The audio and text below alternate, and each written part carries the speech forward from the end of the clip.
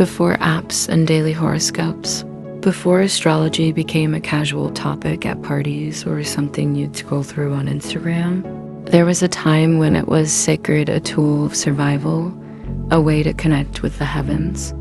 I think we've all wondered at some point, where did it all begin? And why has it stood the test of time?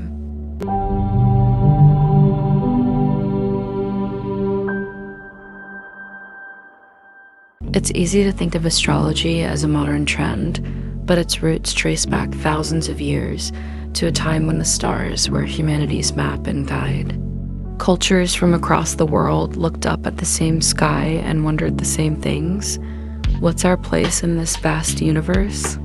Can the movements above us really guide the lives below?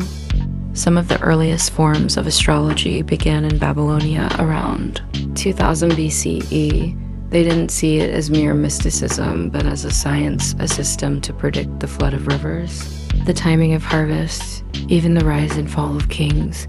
It wasn't superstition. It was their way of surviving, their way of making sense of chaos.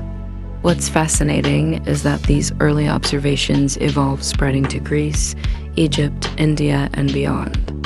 And while different civilizations added their own flavor to astrology, whether it was the Egyptians mapping the stars or the Greeks dividing the sky into the zodiac as we know it, there's one thing they all agreed on. The stars have a language. We just need to learn how to listen. Some might ask, why does this matter now? Aren't the planets just rocks orbiting the sun? Isn't this all just mythology wrapped in a pretty package? Here's the thing. These ancient systems weren't just about predicting outcomes, they were about self-awareness, the seasons of life, and the cycles that connect all of us. Knowing where we've come from helps us understand why these practices still resonate with so many today.